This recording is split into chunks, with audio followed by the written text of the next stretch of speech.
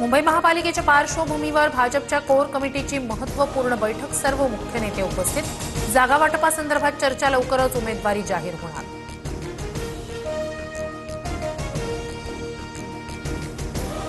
मुंबईत अजित पवारांची राष्ट्रवादी स्वबळावर लढणार, राष्ट्रवादीकडून 37 उमेदवारांची पहिली यादी जाहीर। मलिकांच्या नेतृत्वात राष्ट्रवादीसोबत युतीस भाजपचा नकार असल्यानं एकला चलोरेचा नारा।